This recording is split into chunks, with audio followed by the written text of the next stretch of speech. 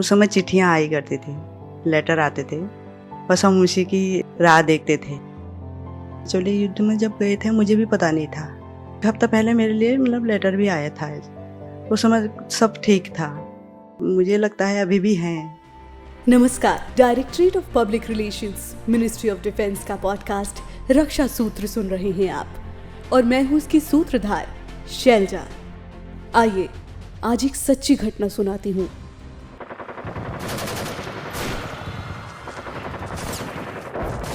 ये बात है साल 1999 की। करगिल युद्ध शुरू ही हुआ था। हाँ, एक्चुअली युद्ध में जब गए थे मुझे भी पता नहीं था। उस समय तो पिथौरागढ़ में थे। मुझे लगा कि वही हैं।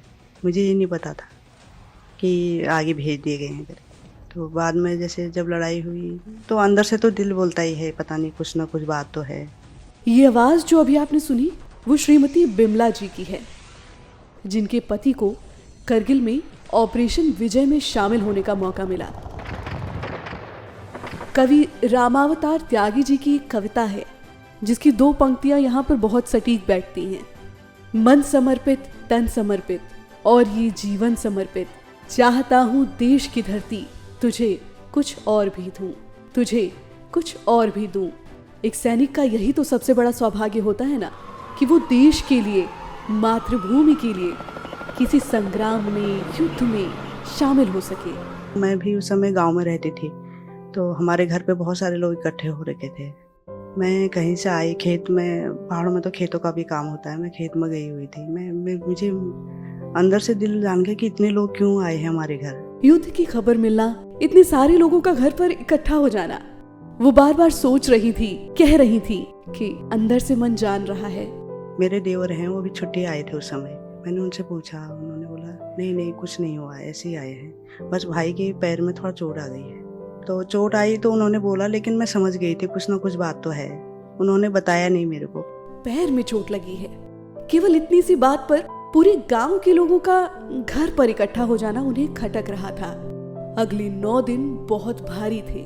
3 बच्चों के साथ घर संभालना, खेत पर काम करने जाना, और मन में उठ रहा था एक तूफान जिसे शांत करते रहने की कवायद जारी थी। वही 9 दिन बाद ऐसे फिर वही बॉडी उड़ आई। तो मुझे पता नहीं था कि ऐसा भी हो गया, पर अंदर से मेरा दिल समझ गया था ये चीज़ें। बच्चे भी काफ़ी छोटे थे उस समय, इनको तो कुछ पता भी नहीं था। बड़ी वाली बेटी 6 साल की थी और छोटी वाली भी 3 साल की, बेटा 1 साल का। इन बहुत छोटे बच्चे थे, इनको भी कुछ पता नहीं। इनको तो यही लगता था कि पापा गए हुए हैं, बस मीनाक बड़ी वाली को थोड़ा बहुत पता था। फिर युद्ध में कैसे, क्या, कब हुआ, बिमला जी को नहीं पता, न ही उनके परिवार को पता है। पर बची हैं तो यादें, और वो आखिरी मुलाकात जब उन्होंने आखिरी बार अपने पति को देखा था, उन्हें अपनी यूनिट के लिए विदा किया था। आखिरी मुलाकात तो 3 महीने पहले गए थे, पिथौरागढ़ थे तब। तो 3 महीने पहले गए हुए थे, तो आखिरी मुलाकात तो वही जब गए थे। गांव में तो यही होता है। तो थोड़ी रोड तक छोड़ने भी गई, और बेटा भी गोद में था। वही बच्चों को भी गले लगाया, मुझे भी वही याद हमेशा रहती है। और हम बोलते थे कि तुम भी अच्छे से रहना। पता नहीं हो जाता होगा या अंदर से दिल जान जाता है, मुझे नहीं पता। और मेरे बच्चों को अच्छे से देखना, पढ़ाई लिखाई इनको कराना। और बेटियों को भी बोलते थे कि मेरी बेटियाँ मेरे बेटे हैं दोनों। कभी मेरे सास ऐसे भी बोल देते थे कि तेरी 2 बेटियाँ। हम बोलते मम्मी ऐसा मत बोलना, मेरी बेटियाँ एक दिन बहुत आगे जाएंगी। मुझे उनके शब्द हमेशा याद रहते हैं। ये सब जो आपने अभी सुना वो दास्तां है 6 कुमायूं रेजिमेंट के लांस नायक इंद्रजीत राणा जी की। 1999 में करगिल का युद्ध हुआ था। ऑपरेशन विजय में देश के लिए लांस नायक इंदर जी ने सर्वोच्च बलिदान दिया। उस समय क्या क्या हुआ और अपने साथ साथ बच्चों और परिवार को कैसे संभाला, इस बारे में विस्तार से वीर नारी बिमला जी ने बताया। मैं पापा की यूनिफॉर्म पहनना चाहती हूँ, ये बोलने वाली वो 6 साल की बच्ची आज भारतीय सेना में नारी शक्ति के रूप में उभरी है। उस पल को याद करते हुए बिमला जी कहती हैं, सपना मेरी बेटी का भी छोटे से ही था, बहुत छोटी थी। जब पापा ऐसे आए तिरंगे में, तब बहुत छोटी थी वो, 6 साल की थी। तो उसी समय बोलती थी वो कि मेरे को पापा की वर्दी पहननी है, जबकि 6 साल का बच्चा इतना बड़ा नहीं होता है, बहुत छोटी थी। तो उसके दिमाग में उसी समय था कि मेरे को पापा की वर्दी पहननी है। फिर मुझे भी था कि मेरे बच्चा जाए, वही वर्दी मेरे बच्चे भी, तीनों में से एक बच्चा भी पहने, मुझे बहुत खुशी हुई। तो उसने भी काफ़ी संघर्ष किया, बड़ी बेटी ने भी खुद से ही, मतलब कोई बताने वाला भी नहीं था, फिर खुद से ही करा उसने हर चीज़। और मेरा भी था कि बेटा आगे जो जो चीज़ें होती थी, और क्यार्सी में भी वो हर चीज़ पूछती थी, जो जो जहाँ जहाँ से उसको नॉलेज मिलती थी, क्योंकि वहाँ तो सारे ऑफिसर्स भी थे, उन लोगों ने भी हेल्प करी। तो हर चीज़ पूछती थी कि कैसे करके क्या होता है, कैसे करके क्या होता है, इंटरव्यू कब होते हैं, और कब टेस्ट वगैरह होते हैं, फॉर्म हम कब निकलते हैं। तो क्यार्सी वालों ने भी बहुत सपोर्ट करी, जितने भी ऑफिसर्स थे उस समय वहाँ। तो वही आगे फिर पढ़ाई भी अच्छी करी उसने वहाँ से। अमर सेनानी इंदर जी के बारे में और देश के प्रति उनके जज्बे के बारे में बताते हुए बिमला जी फख्र से कहती हैं, जज्बा तो बहुत ही था उनमें, वही आर्मी का हर चीज़ का जज्बा। कोई चीज़ मतलब ऐसे, मतलब कितना भी कष्ट हो, कुछ हो, घर में ऐसे नहीं बताते थे कि ये हुआ है, मतलब जो भी अच्छा है यही बोलते थे। और बहुत अच्छे नेचर के थे, बहुत ही अच्छे थे मतलब। तो मुझे लगता है अभी भी हैं, जैसे पहले गए होते थे हम, घर में पहले भी अकेले ही होते थे, तो वैसे अभी भी लगता है कि आएंगे।